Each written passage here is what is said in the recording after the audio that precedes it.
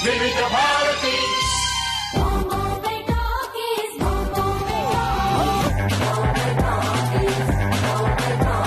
Science, lights, sound, camera, action.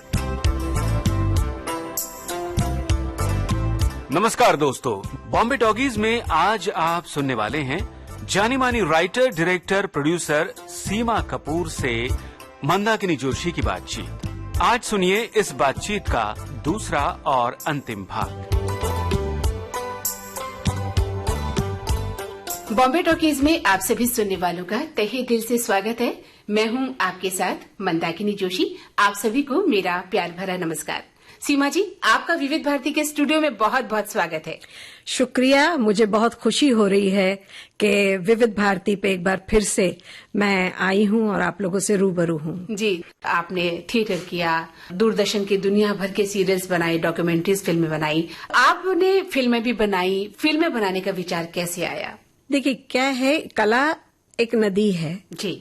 तो नदी जब अपने स्रोत से शुरू होती तो बहुत छोटी होती है, फिर आते आते धीरे धीरे धीरे और उसका जो गंतव्य है, डेस्टिनेशन है, वो समुद्र होता है। तो फिल्म जो है ना, समुद्र है जी। तो वहां आना ही था।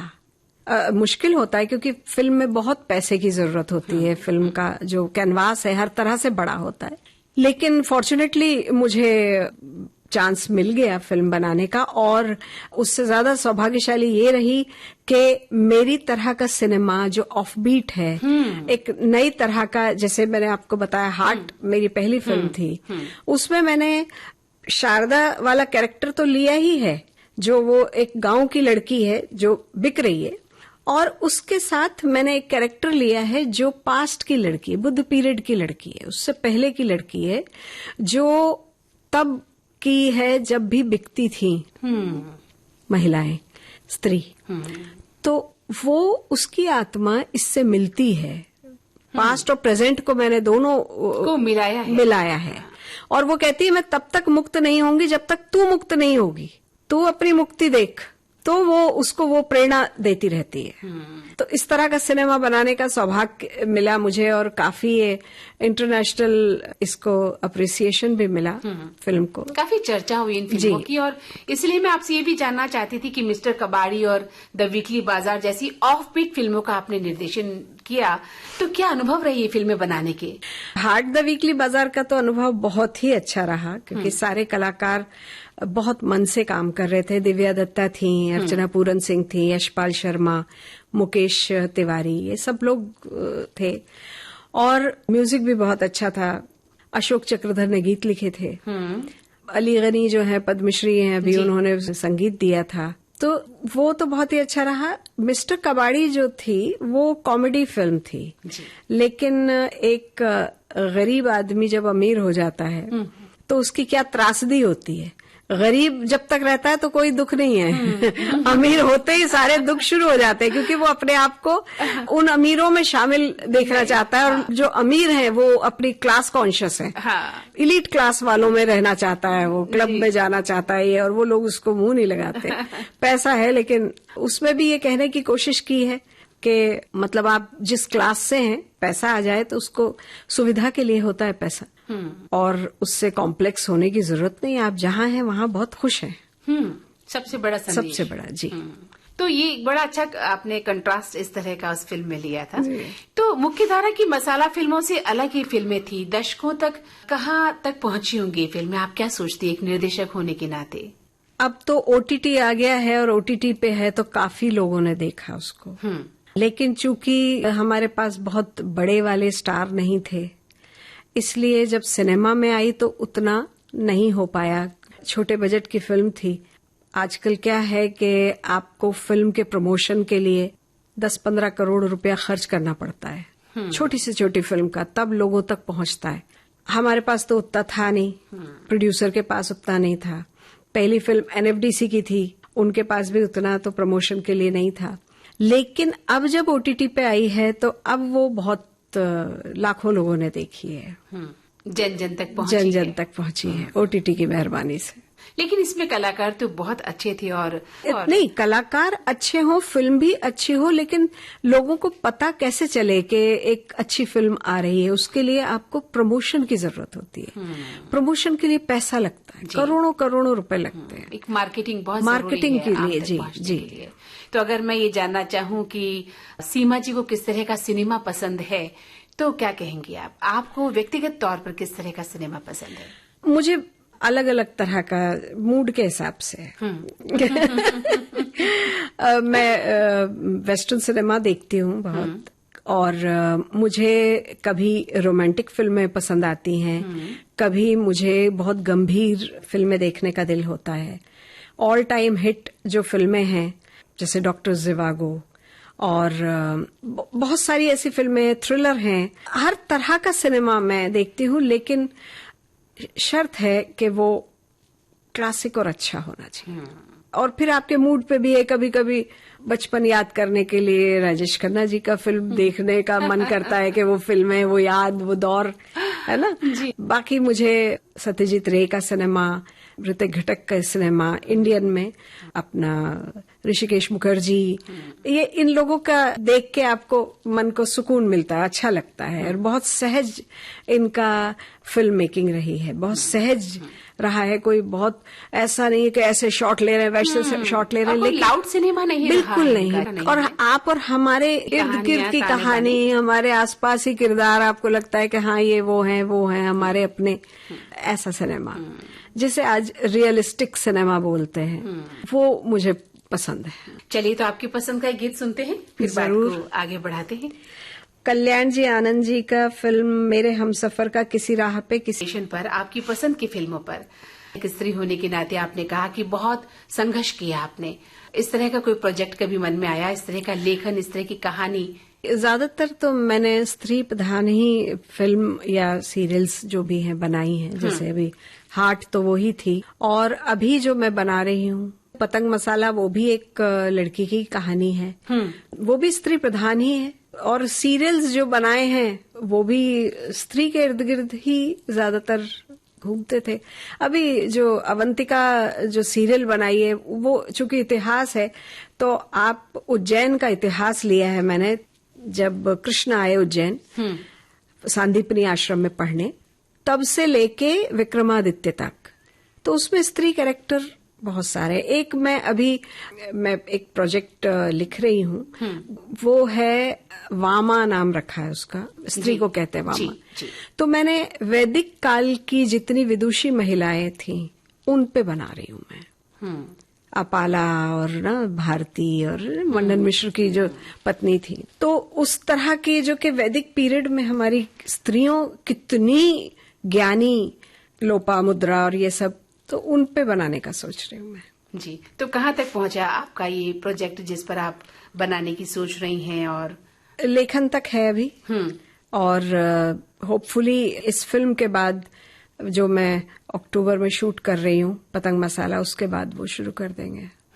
क्या लगता है आपको, इस तरह का जब आप लेखन करती हैं तो आपको एक आत्मसम्मान, एक मतलब एक सुकून मिलता है? देखिए, स्त्री होने के नाते, मतलब स्त्री की संवेदना जो है उसको केरने में मुझे लगता है कि मैं काफी करीब हो जाती हूँ स्त्री के। तो मुझे फिर उसको पढ़ना और गढ़ना, उस कैरेक्टर को आसान हो जाता है, क्योंकि मैं भी एक स्त्री हूँ और स्त्री के सारे संघर्ष मैंने देखे हैं। मेरी माताजी, मेरी मौसी, मेरे जो महिला दोस्त हैं, उनकी जीवन को मैंने देखा है, तो उसे उतारने में बहुत आसान लगता है मुझे, उसकी संवेदनाएं। और कई पुरुषों लेखकों ने, जैसे प्रेमचंद हैं, वो पुरुष होके भी उन्होंने स्त्री का इतना सुंदर रेणु, टॉल्स्टॉय, ना, दोस्तोवस्की, गोरकी, इन्होंने बहुत खूबसूरती से स्त्री का, सबसे ज्यादा आपके शरदचंद, उन्होंने तो स्त्री का ऐसा लगता है कि उनके अंदर कोई स्त्री बैठ के लिख रही है। जिस तरह से उन्होंने लिखा, लगता ही नहीं है कहीं कि एक पुरुष ये बात लिख रहा है। स्त्री की पीड़ा, स्त्री के संघर्ष को, स्त्री के जज्बातों को, स्त्री की फीलिंग्स को जिस गहराई में जाकर इन लेखकों ने लिखा, तो आप एक स्त्री होकर जब वो लिख रही हैं, तो जाहिर है कि आप उस गहराई तक पहुंच पाती हैं जहां स्त्री को पहुंचना चाहिए। जी, कोशिश करती हूँ। मैं ये तो नहीं कह सकती कि उस गहराई में मैं पहुंच गई है मेरी लेखनी, लेकिन कोशिश करती हूँ, क्योंकि जितने संसार में स्त्रियां हैं सबकी अपनी अपनी कहानी है, सबकी अपनी अपनी संवेदनाएं हैं, सबकी अपनी अपनी समस्याएं हैं, अलग अलग समस्याएं, ढेर सारी समस्याएं। तो उनको कहने में मैं इतनी तो कॉशियस रहती हूँ, सचेत रहती हूँ कि उसकी गरिमा को रखते हुए, स्त्री की गरिमा को रखते हुए, मैं इसमें एक बात और कहना चाहूंगी कि स्त्री के पक्ष में हूं मैं, लेकिन मैं पुरुष के विपक्ष में नहीं हूँ, मैं उसके विरोध में नहीं हूँ। जी। क्योंकि संसार दोनों से चलता है। जी। है ना? आप ये नहीं कह सकते कि स्त्री अच्छी है तो पुरुष खराब है, ऐसा नहीं है। देखिए, पावर गेम है ये। पुरुष के हाथ में जब पुरुष सत्ता थी या है तो वो उसका दुरुपयोग भी कर देता था। लेकिन वहीं हम देखते हैं कि बहुत सारे निर्देशक, मैं अपनी कला से संबंधित ही लोगों की बात चर्चा करूंगी, और लेखक इतने संवेदनशील हैं कि उन्होंने कभी अत्याचार नहीं किया स्त्री पे। बिल्कुल बिल्कुल। मेरी माता का मैंने जो सम्मान देखा है मेरे पिता की नजरों में, उन्होंने तुम नहीं बोला माँ, जबकि उनसे बहुत छोटी थी, लेकिन वो कम्मो जी बोलते थे। वो जी। कमल नाम था, कमल शबनम उनका तखल्लुस था, तो वो हमेशा कम्मो जी, आप ये कर दीजिए, आप जनाब। तो हमने तो वो लोग देखे हैं जो स्त्री को इतना सम्मान देते थे। आज एक लंबी बातचीत आपसे हम कर रहे हैं। पुरुष खराब है इसलिए हम शादी नहीं करेंगे, हम अकेले ही रहेंगे, तो हम सामाजिक प्राणी हैं, हमें दोनों की जरूरत है। जैसे वो बड़ा क्लीशे सा शब्द है ना कि भाई गाड़ी के दोनों पहिए हैं, बिल्कुल, आप उनके बिना नहीं चल सकते। और अब पुरुषों को भी थोड़ा सा अपने आप को बदलने की बहुत जरूरत है कि अब स्त्री को नए परिप्रेक्ष्य में देखें, वो एक नए ढंग से देखें, उसके सम्मान को, उसके काम के सम्मान को। मुझे जो स्वतंत्रता है ना, वो शब्द स्वच्छंदता नहीं बनना चाहिए। जी।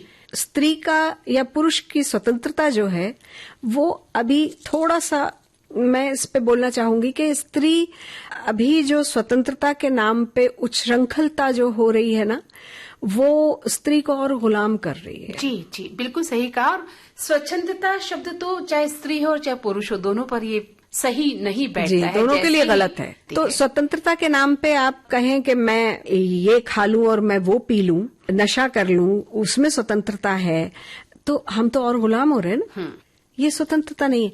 स्त्री की स्वतंत्रता आर्थिक होनी चाहिए, वैचारिक होनी चाहिए। जी। है ना? ये दो स्वतंत्रता, वो अपना प्रोफेशन खुद चुने, वो आर्थिक रूप से सक्षम हो, और अपना कोई भी चीज चुनने के लिए वो फ्री हो, ये होना वहाँ चाहिए। उसे स्वतंत्रता जी, मिलनी चाहिए। जी। अपने निर्णयों को लेना सीखे कि जिंदगी को किस ओर ले जाना है सही तरीके से। तो आपने इतनी फिल्में देखी हैं, आप फिल्मों की मुरीद हैं, सिनेमा लिखती हैं, सिनेमा को डायरेक्ट करती हैं। आज जो वर्तमान सिनेमा की हम बात कर रहे हैं, महिलाओं को जिस रूप में दर्शाया जा रहा है, आप उसे कहाँ तक सहमत हैं? जो स्थिति फिल्मों में स्त्री की दिखाई जा रही है, स्त्री खुद क्या इसकी जिम्मेदार है या वहाँ कहीं न कहीं मजबूरी या प्रोफेशन आड़े आता है? देखिए, समाज में मुझे क्या लगता है कि जब से शराब स्टेटस सिंबल बन गई है, तब से हास होने लगा है। जी। अब हर फिल्म में आप दिखा रहे हैं कि स्त्री मद्यपान कर रही है या ये कर रही है, वो कर रही है। तो ये कौन सी चीज बोलना चाह रहे हैं आप? के मतलब ये सामान्य होनी चाहिए ये चीज? इसके तो मैं खिलाफ हूँ। आप मुझे शायद पुराने समय का, पुराने विचारों का आप वो कर दें, लेकिन कोई भी चीज, औषधि भी अगर आपको मानसिक रूप से गुलाम बना रही है तो भी गलत है ना? तो किसी भी तरह का नशा, किसी भी तरह की ये चीजें, उसको ग्लोरीफाई करके, उसको बहुत ज्यादा आप हाईलाइट करके और अपनी हीरोइनों से आप, क्योंकि आम आदमी, एक किस्सा सुनाती हूँ मैं। हम लोग दिल्ली गए थे शादी के बाद, मैं और पुरी साहब। तो अब पुरी साहब तो आर्ट फिल्में और इस तरह की फिल्में थी, हम लोगों के पास कोई इतना पैसा तो था नहीं। तो मेरे एक वहां पर मित्र हैं, उन्होंने कहा कि हम एक एड पूरी साहब से बनवा देते तो तुम लोगों का आना जाना फ्री हो जाएगा, इतना पैसा मिल जाएगा। एड में बहुत पैसा मिलता है, जो पूरी एक फिल्म में जो 1 साल तक बनती है उतना 1 दिन की शूटिंग में एड में मिल जाता है। तो मैंने कहा हाँ हाँ बड़ी अच्छी बात है, ये तो पुरी साहब करेंगे। पुरी साहब बोले हाँ हाँ बिल्कुल करेंगे। मैंने कहा काय का एड है? बोले सिगरेट का। तो पुरी साहब बोले उससे पहले ही मैंने कहा नहीं पुरी साहब सिगरेट का ऐड नहीं करेंगे। पुरी साहब ने मुझसे पूछा कि क्यों नहीं करूंगा, मेरे कहने से पी लेंगे क्या लोग? मैंने कहा पुरी साहब अगर आपके कहने से नहीं पिएंगे, ये आप तर्क दे रहे हैं, तो ये आपको इतना पैसा क्यों दे रहे हैं? आप जिस भी फील्ड में हैं, आप कला फील्ड में हैं, आपको लोग देखते हैं और इनको भी पता है कि आप कहेंगे तो 1000 लोग देखेंगे, 2 लोग तो पिएंगे, है ना। अब हमारे जो बड़े बड़े कलाकार हैं वो अगर इस तरह के ऐड करते हैं और कहते हैं कि हम कोई समाज सुधारक नहीं हैं, समाज सुधारक आप हो या ना हो, आप सेलिब्रिटी हैं, आपकी जिम्मेदारी बनती है समाज के प्रति, क्योंकि आप जो कह रहे हैं वो बच्चा जो है 15 साल का से लेके 5 साल का बच्चा भी आपके उस पे डांस करता है और आपको सुनता है, आपको हीरो मानता है वो या हीरोइन मानता है। आप जो करेंगे वो उसका अनुसरण करेंगे। तो आप अगर इस तरह के ऐड करेंगे, विज्ञापन करेंगे, आपको तो करोड़ों रुपए मिल जाएंगे, लेकिन करोड़ों लोगों की जिंदगियां जो हैं आपने स्टेक पे लगा दी हैं। जी बिल्कुल। तो पुरी साहब ने नहीं किया फिर वो ऐड।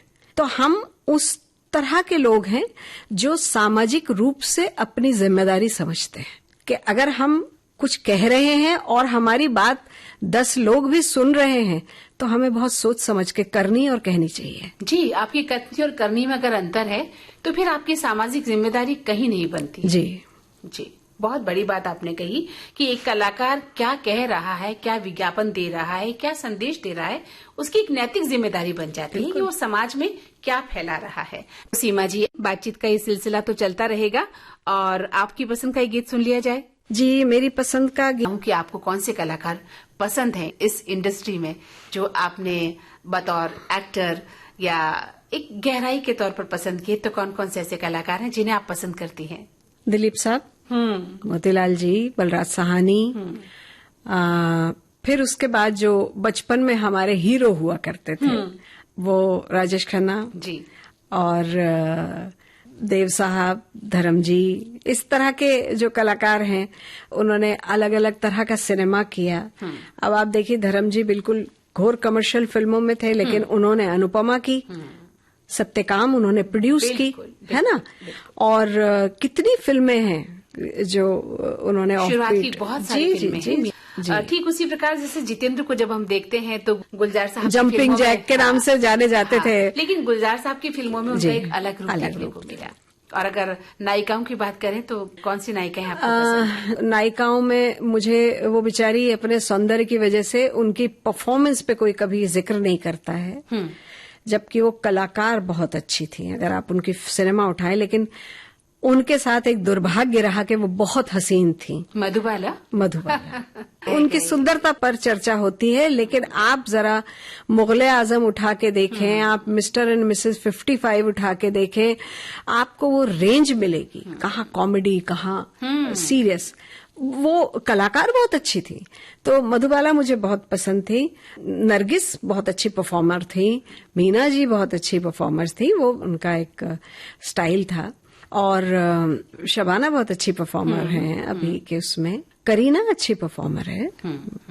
बस ये है कि ये लोग स्क्रिप्ट अच्छी चुन लें तो ज्यादा अच्छा हो। शशि कपूर के लिए भी हम यही पढ़ते थे कि वो इतने हैंडसम थे कि उनकी एक्टिंग पर तो बात होती थी, लेकिन उनकी खूबसूरती के दीवाने ज्यादा थे। जी जी। तो कई बार आपकी अति सुंदरता भी जो है आपके लिए, आपकी कला के लिए घातक। जैसे अभी ऐश्वर्या राय कितनी खूबसूरत है, लेकिन वो परफॉर्मर बहुत अच्छी है। परफॉर्मर अच्छी है, मैंने उनकी कई ऐसी फिल्में देखी हैं, परफॉर्मर बहुत अच्छी है वो, लेकिन अब जिक्र ही नहीं होता है। आप उनकी सुंदरता में बात करते हैं कि उसमें खूबसूरत लगी, ये करी, वो सब। जबकि देखिए ना, मीना जी भी कम खूबसूरत थी क्या? उनकी अपनी अलग तरह की खूबसूरती थी। नरगिस जी की अपनी खूबसूरती थी, बहुत सुंदर जी। आंखें बोलती थी उनके, जी, उनके होठ बोलते थे जिस तरह से उनका। परफॉर्मर मुमताज भी अच्छी थी। कुछ कलाकार डायरेक्टर के एक्टर होते हैं। आपने देखा होगा कुछ एक्टर्स जो हैं कुछ फिल्मों में बहुत खराब काम करते हैं और कुछ फिल्मों में ब्रिलियंट होते हैं। वो निर्देशक के कलाकार होते हैं। निर्देशक, अगर आप देखिए ना, आप शक्ति सामंत की फिल्म कर रहे हैं, ऋषिकेश मुखर्जी की फिल्म कर रहे हैं, फिर आप किसी और की फिल्म कर रहे हैं, तो उसमें परफॉर्मेंस में बहुत अंतर आ जाता है। जी बिल्कुल, कि आपको निर्देशक ने किस रूप में पर्दे पर उतारा है, निर्देशक कितना स्ट्रांग है अपने काम में। बतौर निर्देशक अगर मैं आपसे बात करूं तो आपको कौन सा ऐसा कलाकार पसंद है जिसने आपके निर्देशन में बहुत ही अच्छा काम किया आपकी नजर में? मेरे निर्देशन में तो मेरे परिवार के ही 2 लोग तो काम कर ही रहे हैं, अन्नू भाई और रंजीत भाई ने भी मेरी सीरियल में काम किया था एक्टिंग, जबकि वो एक्टर नहीं है। तो पुरी साहब आसान थे उनके साथ काम करना। अन्नू भैया के साथ काम करना थोड़ा डिफिकल्ट था क्योंकि कई बार वो बड़े भाई भी बन जाते थे। बाकी तो मैंने अभी तक जितने लोगों के साथ काम किया है, चाहे सुरेश ओबरॉय हो, चाहे दिव्या हो, सब का बहुत अच्छा सहयोग मिला। दिव्या भी एक बहुत अच्छी कलाकार बहुत है अच्छी, और, जी, बहुत ही संजीदा कलाकार है जी। और मेहनती बहुत है, अपने काम पे फोकस है उसका और मेहनत करती है।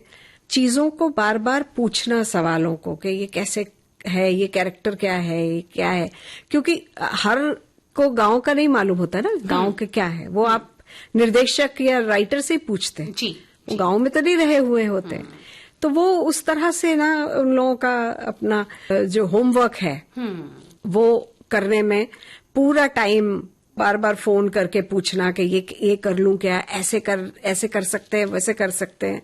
क्योंकि क्या होता है कि जब एक कैरेक्टर गांव का होता है तो उनके जो मैनरिज्म है ना, उनके हाव भाव, जैसे गांव का कोई एक कंधे उचका के ना नहीं कहेगा, ये बहुत ही शहरी जेस्चर है। तो वो ख्याल रखना वो निर्देशक का भी जरूरी है। कलाकार अगर उसमें गच्चा खा जाए, थोड़ा कमजोर हो जाए, तो निर्देशक का वो बनता है। लेकिन ये ऐसे कलाकार हैं जो होमवर्क जिसे बोलते हैं ना, कि फिर गांव का जो कैरेक्टर है वो कैसे उसके हाव भाव होंगे, कैसे हाथ उठा के बात करेगा, कैसे क्या करेगा, ये लोग होमवर्क बहुत करते हैं।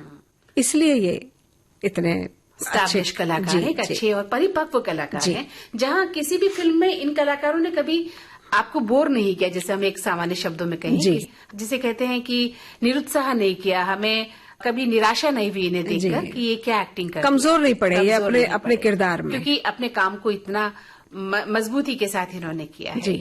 चलिए आपकी पसंद का गीत सुनते हैं और फिर एक सवाल आपसे पूछते हैं। मदन मोहन जी का संगीत में एक गाना मुझे बहुत पसंद था, दुल्हन एक रात की में लता जी ने गाया, सपनों में अगर मेरे तुम आओ तो मैं सो जाऊं। बहुत सुंदर गाना है। चलिए तो सुनते हैं। यही क्लासिक जो है संगीत आपको पसंद है और जो रूह को सुकून दे रहा है। आपकी 2025 में एक आत्मकथा आई किताब के रूप में, उसके बारे में हमारे श्रोता जानना चाहेंगे। मैं आप ही से सुनना चाहती हूँ उस किताब के बारे में, उस आत्मकथा के बारे में। हाँ बहुत ही सुंदर उसका शीर्षक है, यूं गुजरी है अब तलक। जी, तो किताब का ख्याल मुझे ऐसे आया था कई साल पहले। क्या हुआ था कि पुरी साहब से बिछड़ने के बाद आई लॉस्ट माई चाइल्ड जी। तो उसमें मेरे भाई, मेरी माताजी, वो सब इतने दुखी थे कि मेरे दुखी होने का मुझे समय नहीं मिला, ना अवसर मिल रहा था, क्योंकि सबको रोता देख के अगर मैं भी रो रही होती तो उनको संभालता कौन जी।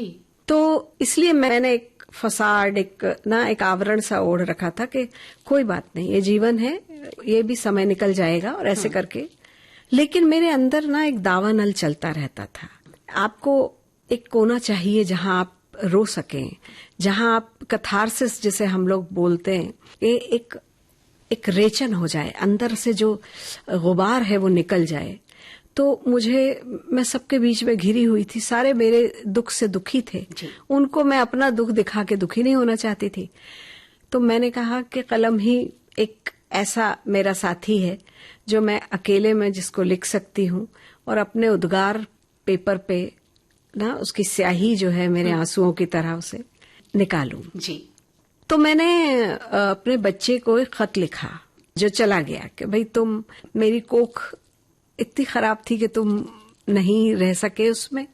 तो फिर उससे मैंने कई सवाल पूछे कि तुम क्यों नहीं आना चाहे, मैंने तो तुम्हारे लिए बड़े सपने देखे थे, मैंने तो तुम्हारे लिए सारा कुछ वो करके रखा था कि दुनिया में ऐसे तुम्हें वो करूंगी, ऐसे तुम्हारी तरबियत पालन पोषण करूंगी, कैसे भी अभाव होंगे, कैसे भी कुछ होगा, संघर्ष करूंगी, लेकिन तुम्हें मैं सारे वो सपने जो तुम देखोगे उनको पूरा करने की कोशिश करूंगी।